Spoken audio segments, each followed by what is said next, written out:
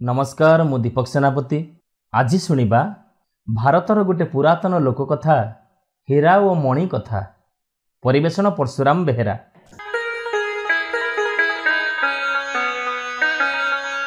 अति पुराणा कालर कथा। गोटे सहर रे जड़े गरीब लोक थाए। से प्रतिदिन घास काटी पेट पोषु थाए। जंगल को जाई घास आणे आउ सेई घास को से सहर रे बिके। सेइथिरु जहा पैसा ताकू मिले सेइथिरे डाली चाउल प्रभृति किणे। कष्टे मष्टे जाइताई चली जाए। आउ से सबुदिन बड़ी भोर उठे घास काटिबाकू चली जाए। सबुदिन परि दिने सेमिति घास काटिबाकू जाइछि। गुड़ाए घास भी काटी सारलाणी। ताकू बांधिबा पई दौड़ीटीए खोजिला। घरू सांगरे दौड़ी आनिबाकू से भूली जाइछि। बड़ अड़ुआरे पड़िला। दिन जाकर परिश्रम वृथा जीव बोली भारी मन दुख कला। ताठारु अल्प दूर रे दौड़ी भली कौन गोटे पड़िथिबार देखागला। सेटा कौन बोली से देखिबाकू गला। आ सेटा होछि गोटे मल्ला साप। सेइथिरे जाइताई करी घास सबको बांधि नबो बोली भाबी तर तर ही ताकू आनिबाकू गला। तापर से साप को उठेइला। देखिला बेलकू आउ साप नाही। सेटा गोटे मणि। भारी मूल्यवान दरब। देखिबाकू लाल टकमक। बिचरा गरीबटी प्रथमे चमकी पड़ला। हठात एमिति कौन हैला बोली भाबी डरी गला। किंतु सांगे सांगे मन को दंभ कला। ताकू अति जत्न कानी बांधिला। आउ संजे बेलू घर को फेरिला। बिचरा गरीबटी तो मणिर मूल्य जानिनी। खाली सुंदर जिनसटी देखी भाबिला ये होचे राजयोग्य दरब। एइटा रजा घर को मानिबो। तापर दिन सकाळू से राजांक नगर को गला। आ राजांकू से मणिटी को भेटी देला। राजा एमितिका अपूर्व दामिका जिनिस पाई भारी खुशी हेले। आउ से गरीबटी को अनेक धन रत्न देले। तार सेई धन रे दिहक सुखरे कटिगला। ताकू आउ घास काटिबाकू पड़िलानी। राजा से मणिटी को नहीं अंदर महल को गले। मणिटी को तांको पाटराणी को देले। राणी भी बहुत खुशी हेले। बड़ आश्चर्यर कथा। राणी से मणिटी को देखु देखु एक सुंदर पिलाटीए हो गला। सते जेमिति एई लागे जन्म होईची। राणी को कोଳରେ तो पिलापाती किछि नथिले। आउ सेई पिलाटी को राणी बहुत जत्न रे पालिले। गेल बसर रे बढ़ेइले। मणिरु से पुओ हेइथिबारु ता नाँ देले मणि। दिनकु दिन मणि रूपरे गुणरे बढ़िबाकू लागिला। से जेतिकी जेतिकी बढ़िला सेतिकी सेतिकी तार उत्तम लक्षण मान और राजकला फुटी उठिला। जेतेबेले मणि को 8 वर्ष हैला राजा ताको पाठ पढ़ाइबाकू छाड़िले। जोठी राजा पुओ राजा झियो माने पाठ पढ़ंती सेई चाटशाली रे गोटे सुंदरी राजा झियो पढ़ुथिला। आउ ता ना होउची हीरा। हीरा आउ मणि सांग हेले सेइठी। दिनकु दिन सेमानकर स्नेह ममता भाव बढ़िला। एमिति केते बरस बीतीगला। हीरा आउ मणि बड़ हेई गले। बयस बढ़िबा सांगे सांगे सेमानकर स्नेह भाव भी बढ़िला। हीरा आउ मणिकर एई स्नेह भाव कथा राजांक कानरे पड़िला। राजा हीरा सांगरे कौनसी भाव न रखिबा पई मणि को आदेश देले। या भितरे हीरार पाठपढ़ा सरीगला। आउ सी ता घर को चलीगला। जड़े क्षमताशाली बड़ राजांक सांगरे हीरार विवाह प्रस्ताव उठिला। से राजा किंतु बयसरे बुढ़ा। बाहाघर आउ अल्प दिन थाए। हीरार ए प्रकार विवाह प्रस्ताव कथा मणि शुणी पारिला। एइथिरे से भारी दुख कला। दिने से नौररू रातिरे लुचिकी पड़ेला। घोड़ाशाल को जाई गोटे उत्तम घोड़ा बाछि आनिला। सेइथिरे चढ़ी से हीरार बापांक राइज को गला। आउ सेई दिन हीरा विवाह निर्बंध थाए। राजकुमारी हीरा जेतेबेले नौररू बाहरिला बहुत लोक बेशभूषा हेई बाजा बजई ता सांगरे बाहरिले। राजा पुओ सेई सहरर गोटे गली रे लुचि रहिला। हीरार दल सेई बाट देई आसिले। हीरा मणि को सेठी देखि पारला। आउ आशा कला निश्चय से बुढ़ा बर कबलरू रक्षा पाइब। सुविधा देखि मणि हीरा कान कौन फुसफुस करी कहीदेला। तापर से पुणी कुआड़े लुचिगला। कन्या जात्री दल जाई आउ गोटे छक जगार पहुँचिले। सेठी नाना प्रकार साजसजा होइथिला। बाण रोषणी गाण बजाण भी चली थाए। कन्या जात्री माने ए सबु देखाशुणारे एणे तेणे हेले। एई समय रे हीरा मारिला चंपट जाई मणि पाखरे हाजर हैला। मणि ठीक निज पोशाक परी आउ साजे पोशाक रखिथिला। हीरा को ता चटापट पिंधेई देला। ହୀରା को आउ नारी बोली चिन्हिबा सहज हेलानी। हीरा आउ मणि दिहे जाक जाँला भाई परी दिसिले। दुईटी घोड़ारे चढ़ी दी जण जाक सेठारु चलीगले। दुहे तांको राइजरु अनेक दूर को चलीगले। तांकु केही धरी परिबार भय आउ रहिलानी। सेमाने जाई अन्य राज्यर गोटे सहर रे पहुंचिले। सेठी गोटे धर्मशाला रे बसा करी रहिले। हीरा बसारे रहिला। मणि सौदा किनिबाकू बजार को गला। दोकानरू दोकान बुली सौदा किनिला आउ पैसा भी देदेला। सौदा सबु सेई दोकान रे रखी देई आसिला। आउ से दोकानी को कहिला, भाई मु फेरिला बेले मो सौदा मु नहीं जीवी। केतेक दोकान रे सौदा पई बइना भी देईगला। बजार शेष को गोटे पान दोकान थिला। से दोकान रो मालिक जने मालियाणी। से अनेक मंत्र जंत्र जाने। मणि ताकू किछि पान दबाकू कहिला। मालियाणी ताकू बहुत आदर कला आ दोकान भितर को डाकिला। मणि ता दोकान भितर को गला। आ सेठी से मालियाणी मणि को ता मंत्र बल रे गोटे छेली करिदेला। तेने हीरा धर्मशाला रे मणि को नहीं बसी थाए। बेलू को बेल उछुर अधिका हैला। शेष को हीरा मणि को खोजिबा पई बजार को गला। हीरा भी तो सेमिति पुरुष पोशाक पिंधि थाए। से बजार को गला मात्रे दोकानी सबु तांको सौदा नहीं जीवाकू कहिले। दोकानी मानकर धारणा जे एई होउची सेई मणि जे सौदा किणी रखी देई जाइथिला आउ कहि जाइथिला मु फेरिला बेले नहीं जीवी। एबे हीरा कहिला मु आउ टिके परे आसी नहीं जीवी। शेषरे हीरा जाई पहुंचिला सेई माल्याणी रो पान दोकान पाखरे। आउ पान दोकानी ताकू किछि जाचिलानी। हीरा जानी पारला जे मणि एइठी कोउठी अटकिछि। एहा परे माल्याणी ताकू दोकान भितर को जीवा पई डाकिला। ए कथा देखि हीरार भारी संदेह हैला। निश्चय एई लोकटी एमिति दोकान भितर को डाकी मणि की कोठी लुचेई रखिछि बोली से भाबिला। हीरा आउ ता कथा न सुनी आउ गोटे बजार को गला। गोटे जगार देखिला जे गोटे बुढ़ी खजा मिठेई तैयारी करुछि आउ बिकल हेई कांदुछि। हीरा ताकू जाई पचारिला, माँ खजा मिठेई तो तैयारी करुछ हेले कांदुछ काईकी? बुढ़ी कहिला, कौन कहिबि रे बाप, मो दुख कहिले न सरे। आम रजांकर गोटे झियो अछि। सी जहा हाथ धरुछि सी मरी जाउछि। ताकू जणे लेखाए नीति विवाह होउचंती। आजि मो पुअर पाଳି पड़िछि। सी बाहा हबाकू जीव। सेइथि पई मु खजा तैयारी करुछि। ए कथा सुनी हीरा कहिला, तमे कांदनी माँ, तमे तुनी हुओ आउ थय धर। तम पुओ बदल रे आजि मु जीवी। से अलक्षणी को बाहा हेबी। देलु माँ, से मिठेईरु आगे मु पेटे खाए। बुढ़ी ता पुओ बदल रे आउ जण को पाई बहुत खुशी हैला। हीरा को खजा खाइबाकू देला। खाई सारी हीरा नौर आड़े गला। राजांक लोक माने हीरा को राजा झियोंक पाखकू नहीं गले। राजा झियो अन्य युवक मानकू जेमिति आदर करुथिला हीरा को भी सेमती आदर करिनेला। हीरा को खाइबाकू दिया हैला। पुरोहित आसिले। राजा झियो सहित हीरार हाथ गंठी पड़िला। दुहे तांको सोइबा घर को गले। राजा झियोटी अति धीरा आउ निरीहा। मात्र से सोइबा घरे पहुंचीबा क्षणी बड़ उग्र रूप धारण कला। ता मुंडरू बेणी फिटी गला। जलंता कोइला परी दीटा आखि तार जली उठिला। आउ से भूई रे गड़ीबाकू लागिला। पाटितुंड करी घर कंपेई देला। एईपरी किछि समय चलिबा परे से राजकन्यार चेता हजिगला। अचेत ही चित्कात ही तले पड़ीगला। आउ ता बाँ जंघरू गोटे कला नागसाप बाहरिला। फँ फँ गर्जन करी हीरा आड़कू मुहेइला। सापर विराट फणा आउ लह लह जीभ देखिले जीए नाही सीए डरीजिव। किंतु ढेर दंभ आउ धैर्य धरी परिस्थिति को संभाळिबा पई हीरा प्रस्तुत रहिला। सापटा ताकू कामुड़ीबाकू धाइला।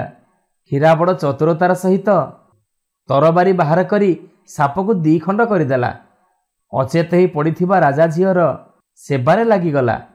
आउ बहुत चेष्टा करी ता चेता फेरई आनिला। से सुस्थ बोध कला। सकाळ हेला।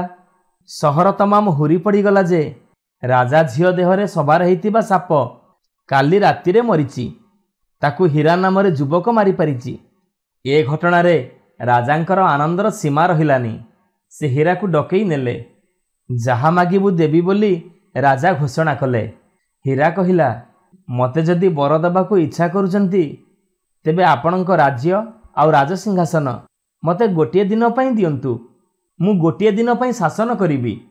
ହୀରା କଥାରେ ରାଜା ରାଜି ହେଇଗଲେ। ହୀରାକୁ ରାଜମୁକୁଟ ପିନ୍ଧେଇ ରାଜସିଂହାସନରେ ବସେଇଲେ। ପାତ୍ର ମନ୍ତ୍ରୀ ସମସ୍ତଙ୍କୁ ତାଙ୍କ ହୁକୁମ ପାଳିବାକୁ ଆଦେଶ ଦେଲେ। ହୀରା ରାଜଗାଦିରେ ବସିଲା।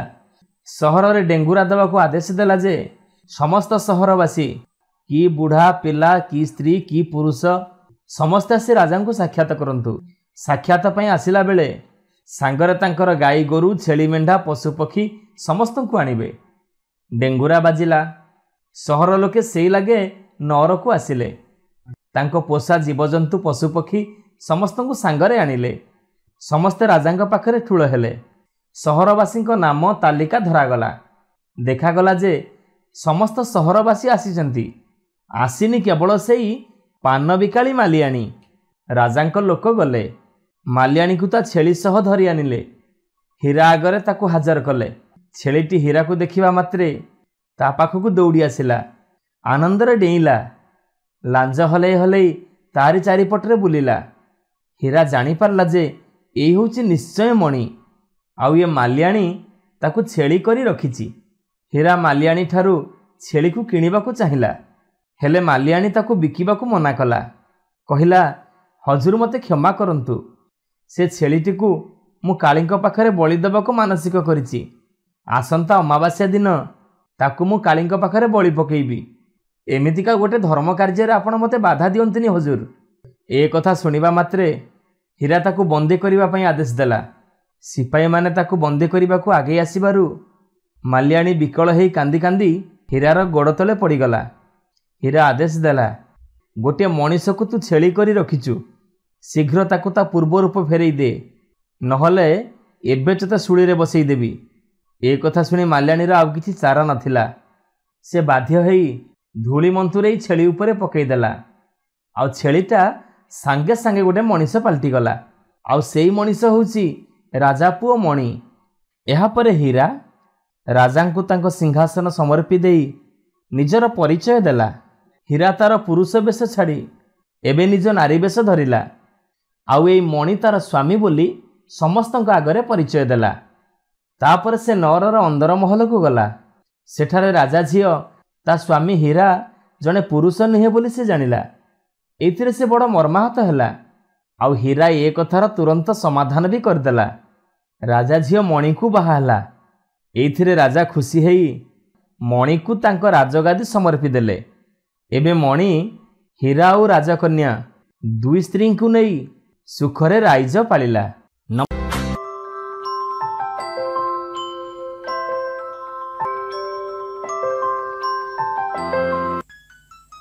ନମସ୍କାର, ମୁଁ ଦୀପକ ସେନାପତି। ଆଜି ଶୁଣିବା ଏକ ପ୍ରାଚୀନ କାହାଣୀ, ଅତି ଭଲେଇ ଚୋରର ଲକ୍ଷଣ। ପରିବେଷଣ ପରଶୁରାମ ବେହେରା। ଗୋଟିଏ ଗାଁର ପାଖାପାଖି ଥିଲା ନିଛାଟିଆ ଜଙ୍ଗଲଟିଏ। ସେଇ ଜଙ୍ଗଲରେ ଗୋଟିଏ ସୁନ୍ଦର ସ୍ଥାନ ବାଛି ଜଣେ ବ୍ୟକ୍ତି ଆସି ପହଞ୍ଚିଲେ। ଖୁବ୍ ପୁଳିଏ ନିଶଦାଢ଼ି ଉପୁଜେଇ ସେ ନିଜକୁ ଜଣେ ସାଧୁ ବୋଲି ପରିଚୟ ଦେଇ ସେଇଠାରେ ଗୋଟିଏ କୁଡ଼ିଆ ତିଆରି କରି ରହିଲେ। ଲୋକମାନଙ୍କ ଦୃଷ୍ଟି ଆକର୍ଷଣ କରିବା ନିମନ୍ତେ ସେ ଧ୍ୟାନ ତପସ୍ୟାର ଛଳନା କରିବା ସହିତ ସଞ୍ଜ ସକାଳରେ କିଛି କିଛି ମନ୍ତ୍ର ଉଚ୍ଚାରଣ କରୁଥିଲେ। ଲୋକମାନେ ବି ଜଣେ ସାଧୁଙ୍କୁ ଦେଖି ତାଙ୍କ ପାଖକୁ ଯିବା ଆସିବା କରିବା ସହିତ କିଛି କିଛି ଟଙ୍କା ପଇସା ଆଉ ଫଳମୂଳ ଭେଟି ଦେଉଥିଲେ। ଲୋକମାନେ ବା କେମିତି ଜାଣନ୍ତେ ସାଧୁ ଜଣକ ଯେ କେବଳ କିଛି ମାଗଣା ଖାଦ୍ୟ ଆଉ ରୋଜଗାର କରିବା ନିମନ୍ତେ ସେଠାକୁ ଆସିଛନ୍ତି ବୋଲି। ଏମିତି ଭାବରେ ସେଇ ସାଧୁ ଜଣକ ସେଇ ଗାଁରେ ଖୁବ୍ ଲୋକପ୍ରିୟ ହେଇଗଲେ। ସେଇ ଗାଁର ଜମିଦାରଙ୍କର ସେଇ ସାଧୁଙ୍କ ପ୍ରତି ଥିଲା ଅଗାଧ ବିଶ୍ୱାସ। ସେ ନିଜର ବଢ଼େଇ ଦେଖାଇବା ପାଇଁ ଥରେ ସେ ସାଧୁଙ୍କୁ ନିଜ ଘରକୁ ନିମନ୍ତ୍ରଣ କରି ଆଣି ଖୁବ୍ ଗର୍ବ ଅନୁଭବ କଲେ। ଏମିତିକି ନିଜ ହାତରେ ସାଧୁଙ୍କୁ ଖାଦ୍ୟ ପରସି ନିଜକୁ ଧନ୍ୟ ମନେ କଲେ। ସାଧୁଙ୍କ ପ୍ରତି ତାଙ୍କର ଏତେ ବିଶ୍ୱାସ ଥିଲା ଯେ ସେ ଭାବୁଥିଲେ ସାଧୁ ପ୍ରୀତ ହେଲେ ତାଙ୍କର ଧନ ସମ୍ପତ୍ତି ଆହୁରି ବଢ଼ିଯିବ। ଏମିତି ଦିନେ ଶୁଣାଗଲା ଯେ ପାଖ ଗାଁରେ କେତେଜଣ ଡକାୟତ ବିଭିନ୍ନ ଲୋକଙ୍କ ଘର ଲୁଟ୍ କରି ନେଉଛନ୍ତି।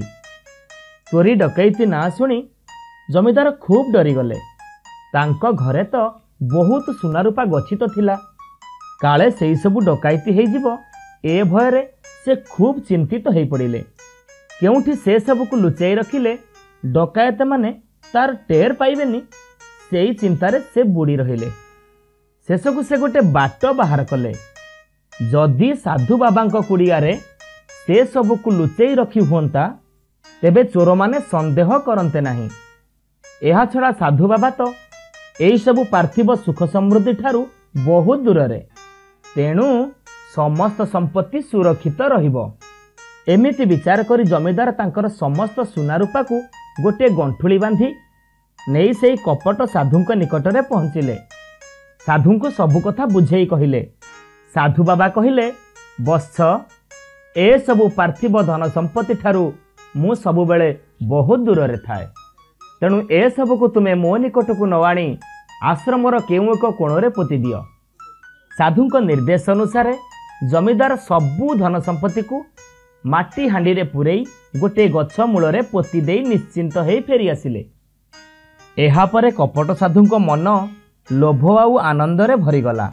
से चिंता कले, ओह, एतक संपत्ति जदि मु नहीं जाई पारिबी मोर सारा जीवन सुखरे कटिजिब। परदिन साधु जमीदारंक सबु संपत्ति को खोली बाहर करी अन्य एक स्थान रे गात खोली पोति देले। आउ 2-4 दिन परे साधु जाई पहुंचिले जमीदारंक घरे। सेतेबेले जने व्यवसायींक सहित जमीदार किछि कथाबार्ता करुथांती। साधु कहिले, मु आजि तुमठारु विदाय नेबाकू आसीछि। जमीदार पचारिले, कौन हैला, आमर किछि भूल रहीगला कि? साधु कहिले, अरे ना ना, आमे हेलु बाबाजी लोक, संसारर मोहमाया छंदी हवा आदौ उचित नुहे। मु एबे किछि दिन पई तीर्थ भ्रमण रे बाहरिछि। जमीदार प्रसन्न चित्तरे साधु को विदाय देले। साधु जमीदारंक ठारु विदाय नहीं किछि बाट आसिबा परे चिंता कले। जमीदारंकर मो प्रति जो अगाध विश्वास रहिछि ताहा जेमिति तुटी न जाए, सेमिति विश्वास जन्मेइबाकू पड़िबो। जेमिति से सुनातक मु नहीं जाइथिले भी साधु नहीं जाइछंती बोली से विश्वास करिवे नाही। तेणु से अति भलई देखैबा पई गोटे उपाय चिंता करी पाख चाल घरु कुटा खंडे टाणी आनी निज जटारे खोसीदेले। आउ फेरी जाई जमीदारंक घरे पहुंची कहिले, देख, मते जी निजे किछि न देइछि बा जा मोर नुहे, मु ताकू ग्रहण करे नाही। एणु तुम चाल घरर कुटा खंडे मो जटारे लागी जाइथिला, सेइठी को मु तुमको फेरई दबाकू आसीछि, तुम कुटा खंडी को नियो। एक कथा सुनी जमीदार कृत्यकृत्य हो गले। कुटाटी ग्रहण करी जमीदार साधु को पुणी फेरे विदाय देले। आउ फेरी आसी तांकर व्यवसायी बंधु को कहिले, ओह, एमिति सचोट साधु दुनिया रे आउ नथिबे, जी अन्यर कुटा खंडी को नेबा पाई भी कुंठाबोध करंती। एक कथा सुनी व्यवसायी जनक कहिले, हेले मोर संदेह होउछि, अति सचोटपणिया चोरर लक्षण। तुमे किछि मूल्यवान जिनिस साधुंक पाखरे रखिबाकू देइछ कि? सांगे सांगे जमीदार व्यस्त ही कहिले, हाँ हाँ, मोर सबु मूल्यवान पदार्थ मु तांको आश्रम बाहरे पोती सुरक्षित रखिथिली। व्यवसायी कहिले, तुमे शीघ्र जाई देख जे से सबु सुरक्षित अछि कि नाही। एक कथा सुनी जमीदार धाइले आश्रम पाखकू। निर्दिष्ट स्थान खोली देखिले सेठारे किछि नाही। से व्यस्त होई धाई धाई आसी व्यवसायी बंधु को कहिले, मोर सबु सरीगला, सबु उजुड़ी गला, मोर आउ किछि भी नाही। व्यवसायी उठी पड़ी कहिले, मु जहा अनुमान करुथिली ठीक सेया ही हेइछि। सेई बाबाजी तुमर सबु संपत्ति को नहीं जाइछि। सेई चोर बाबाजी अधिक दूर केबे जाई नथिबो। चलो से निश्चय धरा पड़िबो। एबे जमीदार और व्यवसायी साधु को खोजी खोजी धरिबाकू बाहरिले। खूब शीघ्र साधु को अन्य एक ग्रामरू धरी पकेइले। व्यवसायी बाबाजी मुह को गोटाए विधा मारी कहिले, चोर धरा पड़िछि। जमीदार कहिले, मो सुना रूपा सबु कोउठी लुचेई रखिछु, जल्दी दे। एबे कपट साधुंक असल रूप खोलीगला। से चुपचाप तार आश्रम को फेरी आसिला व्यवसायी और जमीदारंक सहित। अन्य स्थान रे लुचेई थिबा सुना रूपा खोली बाहर करी जमीदार को देला। से भाबिथिला आजी एठारू खसी जाई अन्य केउ दिन आसी सेई धनतक खोली नहीं थांता। सबु योजना तार विफल हो गला। बिचरा साधु लाज आउ अपमान रे मुंड तलको करी से गाँ छाड़ी सबुदिन चलीगले। नमस्कार श्रोता बंधु, जदि आपण मानक आम गप भल लगुए आपण मन को छू थाए तेबे लाइक करंतु, सब्सक्राइब करंतु। सुंदर सुंदर कहानी नहीं आमे पुणी आपण पाखरे आगो को आसीबु। आपण सब्सक्राइब करिवा परे बेल आइकन को दबाइबा पई केबे भी भूलिबेनी।